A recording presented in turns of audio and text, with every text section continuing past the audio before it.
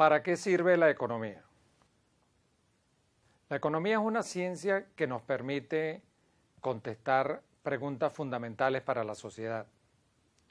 Por ejemplo, ¿cómo funciona el sistema económico? ¿Cuándo falla? ¿Por qué hay crecimiento económico? ¿Qué políticas gubernamentales lo propician? ¿Qué causa la inflación? ¿Cuáles son los beneficios del comercio exterior?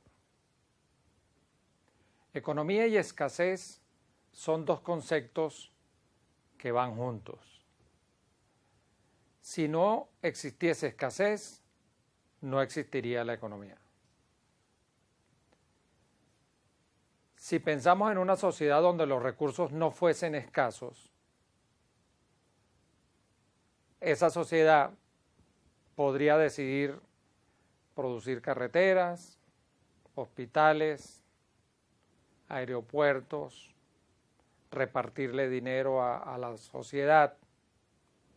Cualquier cosa podría lograr porque los recursos serían infinitos.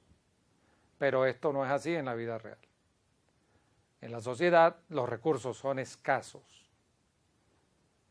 Y esta escasez es fundamental en la economía, reconocer esta escasez y organizar a la sociedad de manera tal que con los recursos escasos se produzca lo máximo de bienes y servicios posible para beneficiar a la sociedad. Es decir, que con los recursos que dispone la sociedad se produzca de una manera eficiente. Se dice que se está produciendo eficientemente cuando se obtiene el máximo de producción con los recursos y la tecnología de que dispone la sociedad. Con las frases recursos escasos y necesidades humanas podemos elaborar un concepto de economía. Yo podría decir que la economía es la ciencia social que estudia la manera como la sociedad utiliza sus recursos escasos para producir bienes y servicios con el fin de satisfacer las necesidades humanas. La producción de bienes y servicios en la sociedad debería crecer año a año. ¿Por qué? Porque usualmente las poblaciones crecen. Y este crecimiento debería ser aún mayor en aquellas sociedades donde los niveles de pobreza son elevados. La mejor manera de reducir la pobreza es mediante un crecimiento económico sostenido durante varios años. Un ejemplo de esto es China, que con crecimientos en torno al 10% anual durante 20 años logró disminuir la pobreza significativamente. Una manera de entender los conceptos de eficiencia y crecimiento económico es utilizando un modelo económico, el modelo de la frontera de posibilidades de producción, que pueden observar en el gráfico. Pensemos en una sociedad que tiene capital y trabajo, son los recursos productivos, y hay una tecnología. Si esa sociedad utiliza todos los recursos productivos para producir alimentos, va a producir OA de alimentos. Por lo tanto, se va a ubicar esa sociedad en el punto A. Si por el contrario decide producir solamente ropa, va a producir OR de ropa. Lo más probable es que decida producir ambas cosas. En ese caso, se va a ubicar en algún punto de la curva AR, que es la curva de la frontera de posibilidades de producción. Todos los puntos de la curva son puntos de eficiencia económica, Es decir, la sociedad está utilizando sus recursos escasos de una manera eficiente. Si observamos el punto W, nos daremos cuenta que la sociedad puede incrementar la producción de alimentos de W a X sin disminuir la producción de ropa. O podría incrementar la producción de ropa de W a Y sin disminuir la producción de alimentos. De manera tal que podemos identificar el punto W como un punto de ineficiencia, al contrario de todos los puntos que están sobre la curva de la frontera de posibilidades de producción. Observemos ahora el punto Z. Ese punto es inalcanzable para esta sociedad, porque no tiene suficientes recursos productivos o porque no tiene una tecnología que le permita llegar hasta allí. La única manera de alcanzar el punto Z es desplazando la frontera de posibilidades de producción hacia arriba y hacia la derecha. Es decir, creciendo. Eso es lo que denominamos crecimiento económico. ¿Cómo se puede lograr ese crecimiento económico? Incrementando los recursos productivos, es decir, invirtiendo, o mediante cambios tecnológicos.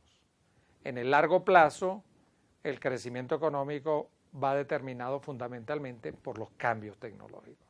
De ahí la importancia de la educación para la sociedad. El modelo de frontera de posibilidades de producción también me permite entender otro concepto fundamental en economía, que es el costo de oportunidad. Asumamos que la economía se encuentra en el punto X, donde se produce OAX de alimentos y ORX de ropa. Si la sociedad tomase la decisión de incrementar la producción de ropa de RX a RY, tendría que desplazar recursos productivos desde el sector alimentos hacia el sector ropa. Eso implicaría una caída en la producción de alimentos de AX a AY. Esta caída en la producción de alimentos es lo que se denomina el costo de oportunidad de incrementar la producción de ropa de RX a RY. En general, el costo de oportunidad de algo es a lo que se renuncia para obtener ese algo. El costo de oportunidad tiene dos elementos: los costos explícitos y los costos implícitos. Veamos esto con un ejemplo. Pensemos en un estudiante que se acaba de graduar de bachiller y tiene que decidir si estudiar en la universidad o trabajar. Si este es un estudiante a tiempo completo que vivía con su familia y no anda buscando trabajo y decide estudiar en la universidad, el costo de oportunidad va a ser el costo explícito, que es lo que se le paga a la universidad, y no habría, en este caso, un costo implícito, porque básicamente sería su tiempo de ocio, que ahora lo va a perder porque ahora se va a dedicar a sus estudios en la universidad. Ahora cambiemos la situación y pensemos que a este muchacho, que es un buen jugador de pelota, le ofrecen un contrato para jugar pelota en las grandes ligas, donde va a percibir un sueldo de $20 millones al año. Y nuevamente él tiene que tomar la decisión si trabajar o estudiar. Si él tomase la decisión de estudiar, su costo de oportunidad ahora sería mucho mayor, porque sería siendo el mismo costo explícito lo que se le va a pegar a la universidad, pero ahora habría que añadirle el costo implícito, que es el sueldo que él dejaría de ganarse por no ir a las Grandes Ligas. La suma de ambos es el costo de oportunidad. Fíjense que en este caso el costo de oportunidad aumentó significativamente. Toda decisión tiene siempre un costo de oportunidad. Y los individuos siempre tienen que estar tomando decisiones, siempre tienen que elegir. ¿Por qué? Porque los recursos son escasos. Entonces, en el caso de nuestro estudiante, su recurso escaso en una es el tiempo. O estudio o trabajo, no puedo hacer las dos cosas. Cuando uno tiene un sueldo, tiene que decidir, ¿me compro un carro o ahorro para comprarme un apartamento? No puedo hacer las dos cosas porque el sueldo no me alcanza para hacer ambas. Entonces ahí tengo que tomar decisiones. Y esas decisiones los individuos las toman obedeciendo a los incentivos. En el caso del muchacho que es buen jugador de pelota, él tiene el incentivo de irse a jugar a las Grandes Ligas porque el sueldo que va a ganar allí es considerablemente superior al que se ganaría como un profesional universitario.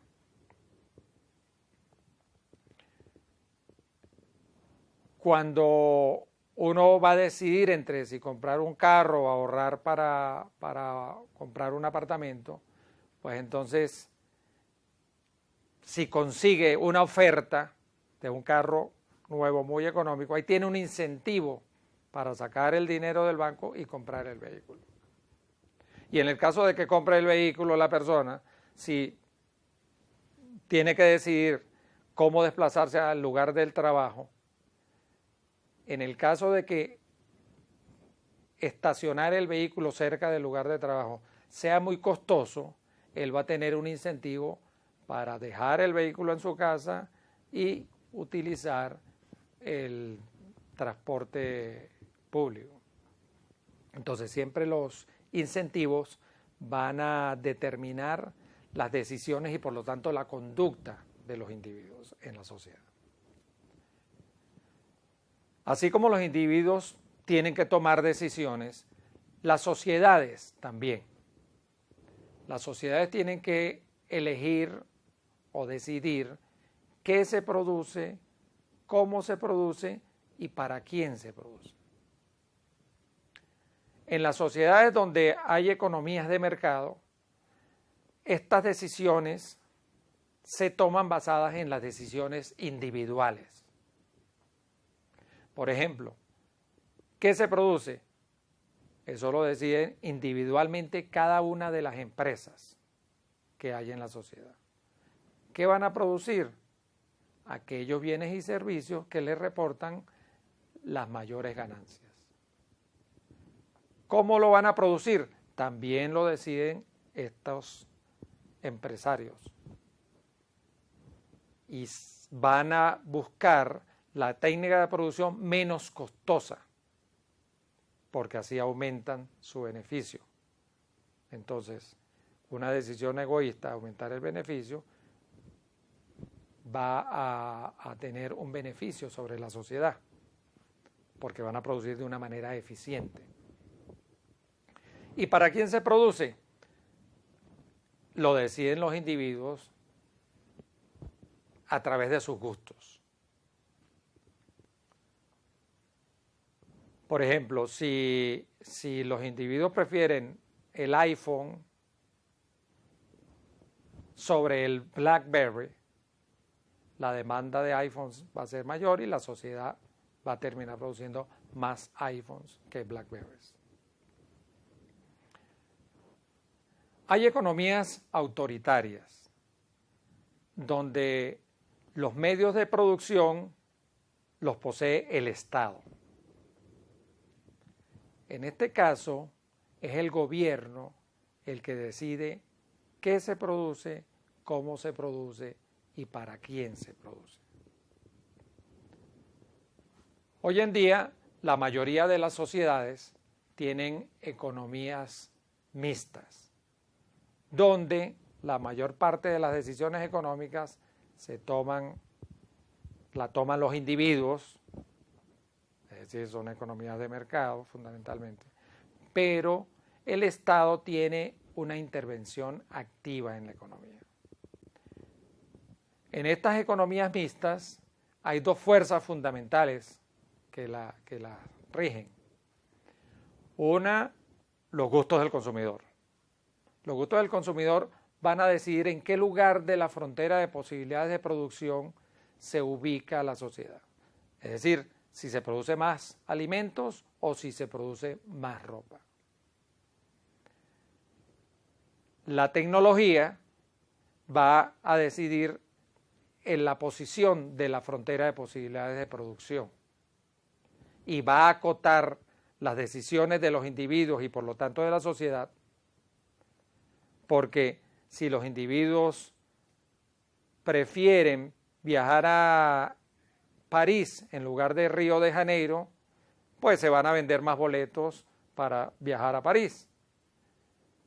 Sin embargo, si los individuos prefiriesen viajar a Marte, no lo podrían hacer porque no hay tecnología que le permita eso. Entonces, la tecnología acota esas decisiones tanto de los individuos como de la sociedad. Decíamos que en las economías mixtas el gobierno tiene una participación activa en la actividad económica.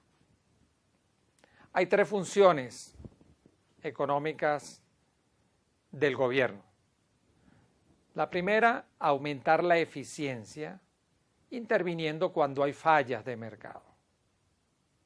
Cuando el mercado funciona eficientemente, el egoísmo de los individuos beneficia a la sociedad, como ya lo dijimos anteriormente. En competencia perfecta, cada productor, buscando egoístamente maximizar sus beneficios, termina produciendo de una manera eficiente los bienes que la sociedad desea y vendiéndolos al precio que la sociedad desea, que es el precio de mercado. Cuando haya fallas de mercado, no es así. El egoísmo individual perjudica a la sociedad. Pongamos dos ejemplos de fallas de mercado. Uno es el monopolio.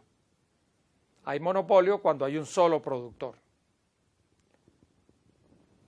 En este caso, el productor va a buscar maximizar sus ganancias disminuyendo la producción. Es decir, va a producir menos de lo que se produciría en esa sociedad si hubiese competencia perfecta. ¿Con qué objeto? Con el objeto de subir el precio del bien y aumentar sus beneficios. Aquí debe intervenir el gobierno y regular el monopolio porque existe una falla de mercado. Otro ejemplo de falla de mercado son las externalidades.